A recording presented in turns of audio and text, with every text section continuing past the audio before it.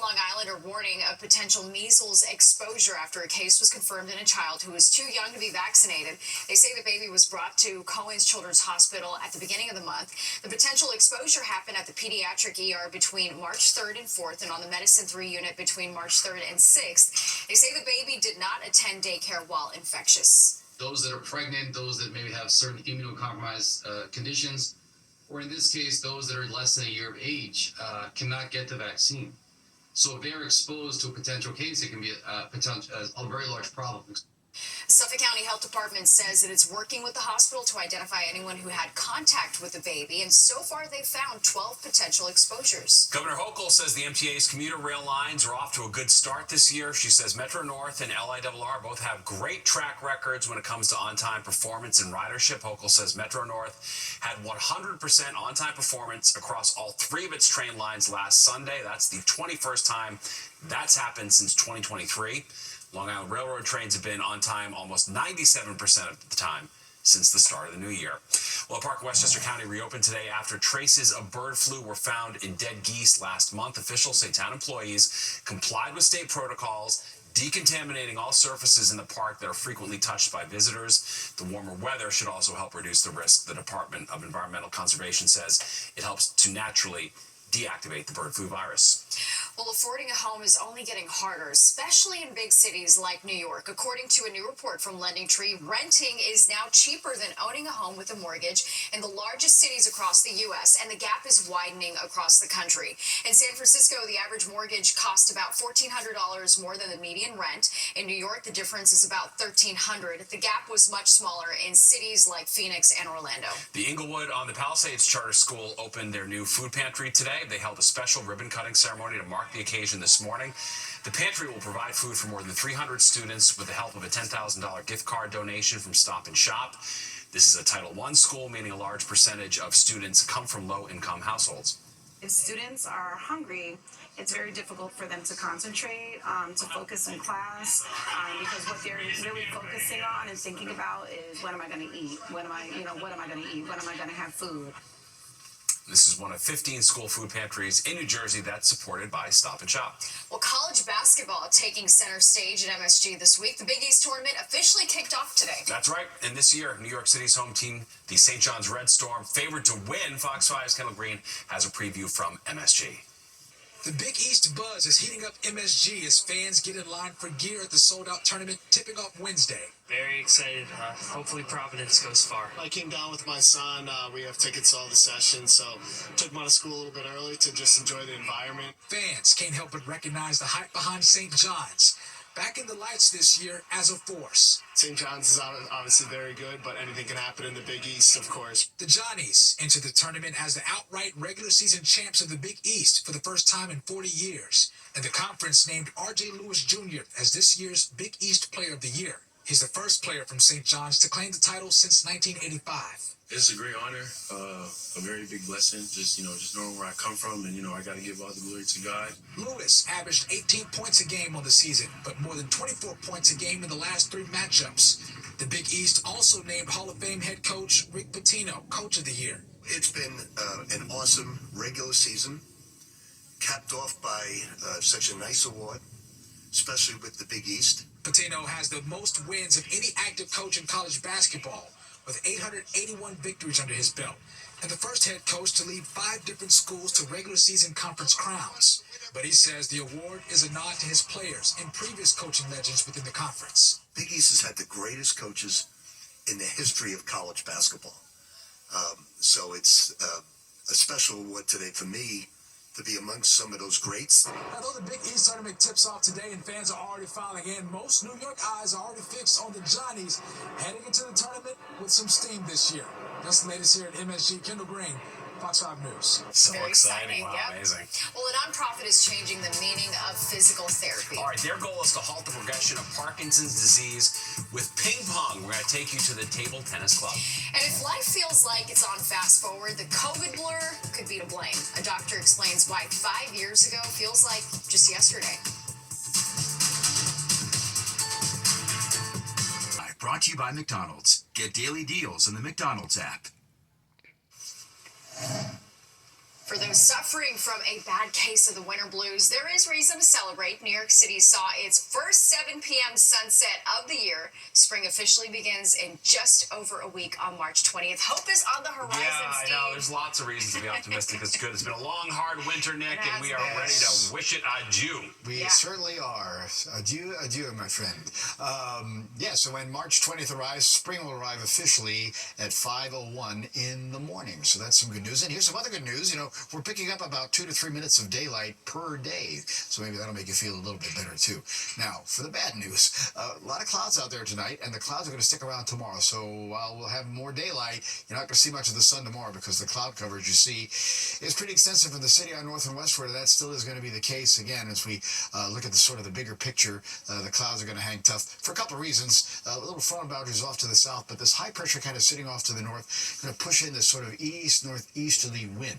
And so that's going to kind of leave us with some low-level moisture here and there. And you'll see here in our futurecast overnight, a little shower may pop up over the northern suburbs as we kind of hover down into the upper 30s in the city out the door in the morning and lower 30s in those chillier spots to the northwest and upper 30s near the coast. Tomorrow will be the coolest day of the forecast.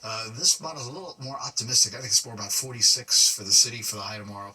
Inland might touch off some 50-degree temps, but near the coast with the wind coming in from the east, again, those temperatures are going to stay in the low to middle 40s. And a lot of cloud cover sticks around tomorrow night.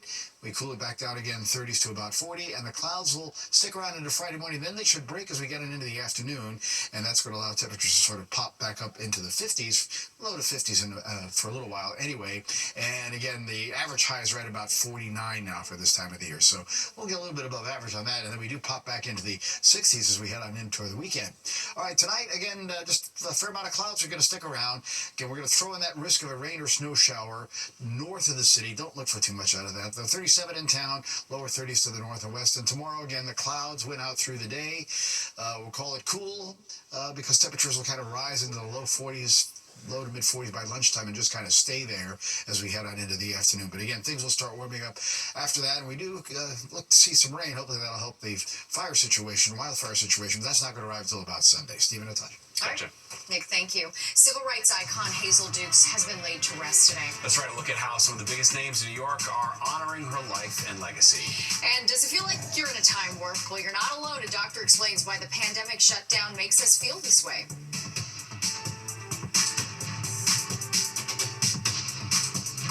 We're watching the 10 o'clock news. A campaign promised by President Trump now in the works as the Department of Education loses 1,300 employees. Welcome back to the 10 o'clock news. I'm Steve Lacey. And I'm Natasha Verma. Those laid off include people right here in New York. All right, Fox 5 Sharon Crowley joins us live in the newsroom with more tonight. Sharon. Yeah, as Steve and Natasha, the Department of Education appears to be winding down, the agency announcing mass layoffs as it works to comply with President Trump's plan to dismantle the agency. Abolishing, though, the department completely still requires congressional approval. Now, more than 1,300 Department of Education employees getting the, quote, reduction in force notices via email. Reaction on Capitol Hill was swift. Democrats condemning the move. Newly confirmed Education Secretary Linda McMahon says it's all part of President Trump's plan to abolish the agency. He's taken the bureaucracy out of education so that more money flows to the states. Better education is closest to the kids, with parents, with local superintendents, with local school boards. Well, more than 200 workers in the Education Department Office for Civil Rights have been cut. Some of those civil rights agencies' regional offices were also entirely laid off, and that includes busy hubs right here in New York, in Chicago, and in Dallas. Steve? All right, thanks, Sharon. A retrial for Harvey Weinstein on sex assault charges begins next month, and today prosecutors and defense attorneys hashed out rules of evidence and testimony for the upcoming trial. New York's Court of Appeals tossed out Weinstein's conviction last year, paving the way for the retrial. Last fall, another charge was added to the case based on the allegations of a third accuser. The trial is set to start April 15th and is expected to last about 5 weeks. A court hearing today for the Guatemalan migrant accused of lighting a woman who was sleeping on fire on the subway. Debrina Debbie Kawam died in the horrific attack at the Stillwell Avenue station in Brooklyn back in December. A grand jury returned first and second-degree murder charges against Sebastian Zepeda Khalil. After this morning's court appearance, a spokesperson for the Kawam family said her her grieving loved ones still have many questions that they want answered. How this monster, this individual responsible for taking her from us, was ever allowed back into this country. How was he permitted to walk free and committed such a heinous act? It's a question that weighs on our hearts heavily and our minds. A spokesman also says that the family wants Zepeda Khalil deported immediately. Authorities say he's claimed to have no memory of the incident and had been drinking at the time. Civil rights icon Hazel Dukes laid to rest today. A huge turnout at Mother Zion Church in Harlem, where Dukes was a member. For decades, Dukes made an impact through her work at the NAACP and Head Start. She was an advocate for voting rights, fair housing, and education for the African American community.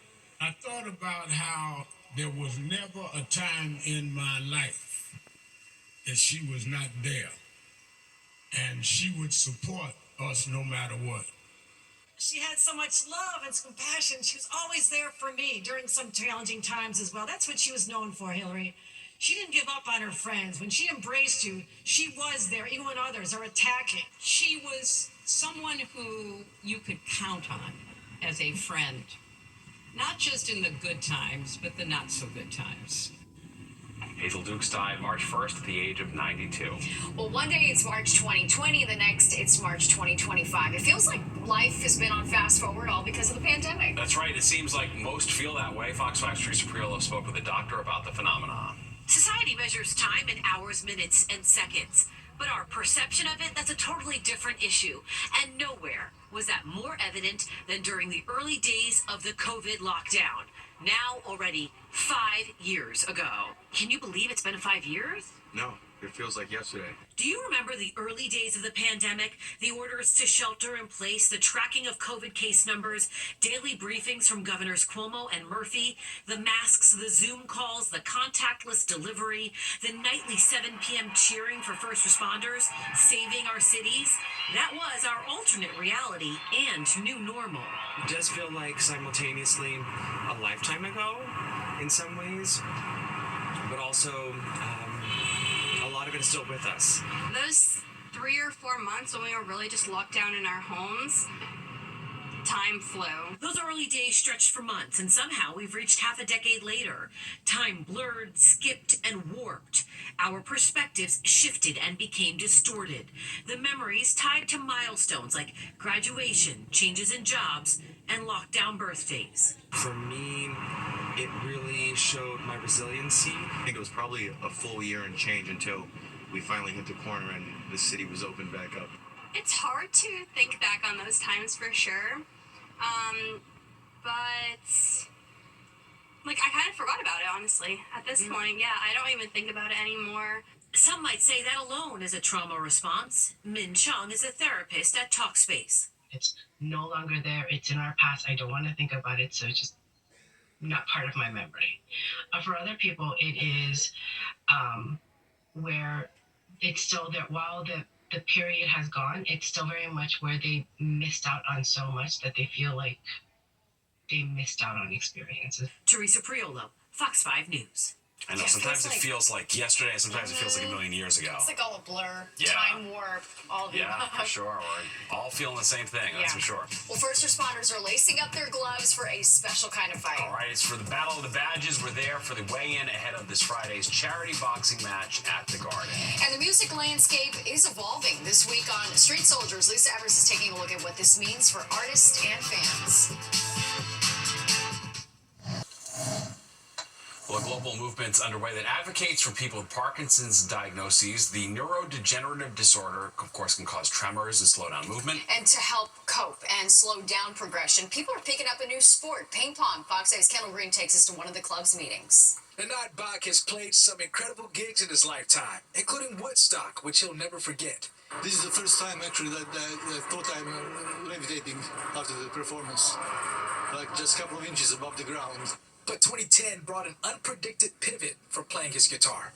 Because of Parkinson, I couldn't play syncopation anymore. And by coincidence, my friend invited me here to this versus the table tennis club.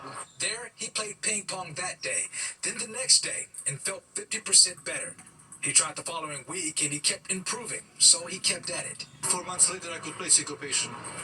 So I said, if it helped me, why not others? Nanad thought to start Ping Pong Parkinson's for his peers also battling the disease, a progressive neurological disorder that affects movement, balance, and coordination. He took the concept to his friend Will Shorts, who at first was puzzled. I didn't think this would be successful, but there was no harm in trying.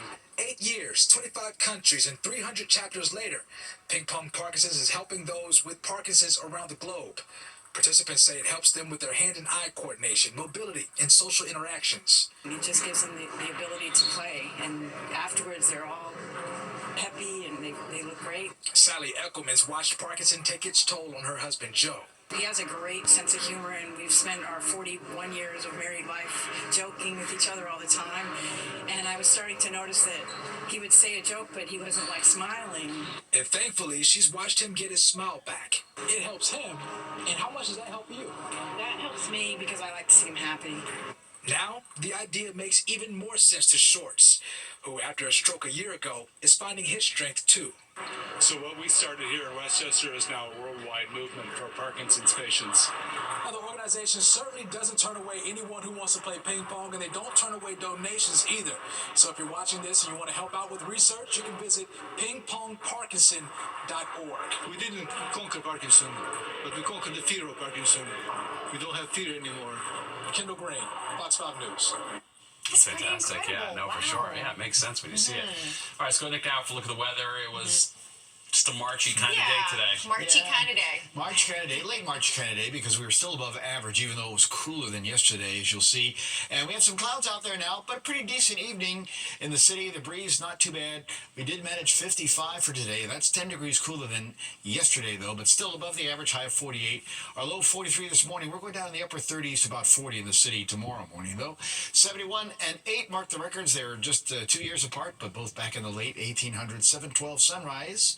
And now again, sunset today was at 7 p.m. down at 7:01 tomorrow. So again, we're going to be looking at some clouds that are going to stick around, though. 44 now, winds out of the southeast, humidity up there a little bit, and the pressure rising. Good sign here, 30.04. And as we take a look at temperatures across the area, they're cooling down. We're now 40 Poughkeepsie to Sussex, and we have about that from Belmar at the shore to only 37 on the east end. White Plains a little cooler too at 39. And again, as we sort of take a look at the temperature change, pretty significant, right, from this time last night, 5 to as much as 17 degrees or so. And you can kind of thank the easterly wind, northeasterly wind that's been around much of the day, and stays out of the east tonight about 5 to 10 miles per hour. That should be about it. All right, here are the highs. Again, about 10 degrees cooler than yesterday. Mid-50s in the city, down towards Newark. Low 50s up there in the Hudson Valley into Connecticut. 51 also on the east end by the Hamptons. And Allentown got up to 57. So a little away from the coast today, was a little bit on the milder side. A little cool up in New England. Remember, yesterday in upstate New York as well, the temperatures were up around 70. Not today. 37 Rochester, Albany at 41. But we do pick up 70s again once you get down towards West Virginia and points further south and west, where even some 80-degree temps popped up today there in the Carolinas. 77 in Cincinnati, cooler though for Detroit and Chicago. All right, as we close in on the satellite view, little disturbance moving off to our north. Can't rule out a little isolated rain or snow shower over the northern suburbs here over the next couple of hours, but that's really about the worst of it. Anything is just going to be clouds. Nothing really more than that. Take a look at the big picture on the country. Not too much happening until you get to the west coast. A little front coming through, bringing lots of rain now from just north of L.A. up through now Sacramento and extending into the Pacific Northwest with snow up in the higher terrain. And again, this system now starting to spawn some thunderstorms. Eventually, it's going to get its act together and slowly come our way in combination with that system on the west coast. But that's going to take till about Saturday night, Sunday to get here. Until then, for now, anyway, that high pressure is pushing in some of that cooler air, which we'll see in our upcoming future cast here. So tonight, again, a lot of clouds stay. It's low to mid-30s north and west, upper 30s about 40 for the city and along the coast. And for tomorrow, again, a cooler day than today. Only mid to upper 40s most areas. Maybe as you get further inland, we'll look for 50-degree temps there, but that's really about it. It'll stay definitely in the 40s along the coast for tomorrow with the wind coming in out of the east. Now, the clouds stick around tomorrow night. Here's Friday morning. A lot of clouds will be around again, 30s to about 40, but this time by later Friday morning into the afternoon, clouds should disappear. And when that happens, the temperatures are going to respond. We'll be back on into the 50s at that point. Even milder this weekend, too. All right, 37 tonight, low 30s in the burbs with, again, some rain and or snow showers. And then as we head into the 7-day, you're going to see 46 tomorrow, lots of clouds, 54 Friday, morning drizzle and fog with clouds to stick around Saturday, 60 degrees, though, windy with showers Sunday in the upper 60s, more showers till about midday Monday, and then we're still in the 60-degree range Tuesday and Wednesday. Stephen, Natasha? Very well. All right, thanks, Nick.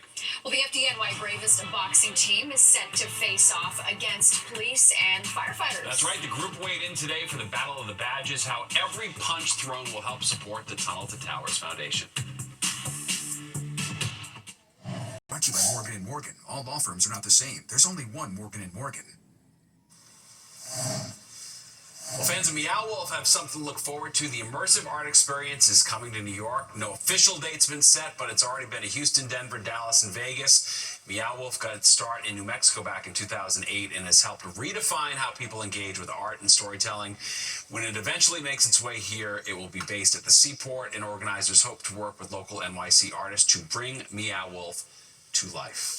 New York City's Bravest is getting ready to throw punches for a good cause. Battle of the Badges raises money for the Tunnel to Towers Foundation. All right, the fight's happening this Friday at the Garden. Fox 5's Meredith Gorman takes us to the weigh-in. At the end of the week, FDNY's boxing team will step into the ring at the second annual International Battle of the Badges at Madison Square Garden. Basically, what we do, we send a challenge letter to all police and fire departments throughout the world. And we go through the responses and we make matches. We have 15 exciting bouts on Friday night. FDNY EMT Station 15. Wednesday was the weigh-in. FDNY's Bravest boxing team stepped onto the scale one by one in preparation for the big event on Friday. And they all say they're ready to lace up their gloves after a year of training. FDNY's boxing team will face off against fighters from Denver, Chicago, Atlanta, and Yonkers police and fire departments, and even international fighters from Ireland and the UK. This year, the event also has the most female fighters in its history. There's no shortage of competitiveness heading into the bouts. We don't want to lose. We want to just, we want to come in, put the show on for the fans, and come out victorious like always. And it's been showing in practice too. We've been beating each other up. It's a dream to be able to box at MSG this year. The money raised from the event benefits the Tunnel to Towers Foundation, helping fallen first responders, families, and veterans. Over the past 2 years, the FDNY Boxing Club has raised $200,000 to support this cause. That's what gives us the drive to kind of go in there, because what we're fighting for, we're just in there for a couple of minutes, whereas, the money we're raising is for people that are dealing with something their whole rest of their lives. Now, the first bout is at 7:30 p.m. this Friday at Madison Square Garden. Reporting from Midtown, I'm Meredith Gorman, Fox 5 News. Very exciting. And for more information and to buy tickets, head over to t2t.org. All right, and there's more of the 10 o'clock news straight ahead. But first, here's a look at what's coming up next on Good Night New York. Well, a cat feared dead after the wildfires in LA has been found. Her family spent 2 months searching the rubble and were starting to lose hope. But over the weekend, they got their miracle. An animal control officer found the cat very close to where her home used to be. And a GoFundMe page has been set up to help with the cat's medical bills. What a sweet reunion. No, that's fantastic. I mean, there's nothing worse than losing a pet in a fire situation to boot. So that is an amazing reunion for sure. Cat. Yeah, it's back. Nice. All right, let's go to Nick for one last look at the forecast. Chilly tomorrow, right, Nick? Yep, cooler than today. In fact, the coolest of the next 7 days, as you'll see in the forecast. And it'll be really cool tonight. Upper 30s Long Island to the city, about 40 at the Jersey Shore, and low 30s to the north and west as we keep a lot of clouds around. A lot of those clouds are going to stay for tomorrow. And again, it's mostly mid to upper 40s. But remember, we've been spoiled a little bit lately. Average high should be about 48, 49. Might see a 50-degree temp inland tomorrow. But we do get back to the 50s on Friday with some sun, some drizzle and fog and clouds on Saturday at 60. Showers for Sunday, windy 66. They'll end by midday Monday, and we'll stay nice Tuesday, Wednesday. All right, sounds good, Nick. Thank you, and don't go anywhere. Good Night New York with Crystal Young and Ryan Christopher is next at 11, and you do not want to miss that. Nope. All right, and that does it for us tonight. If you missed any part of the 10 o'clock news, you can always catch an encore on our free streaming app, Fox Local. Or you can stream our newscast anytime. Have a great night. We'll see you tomorrow.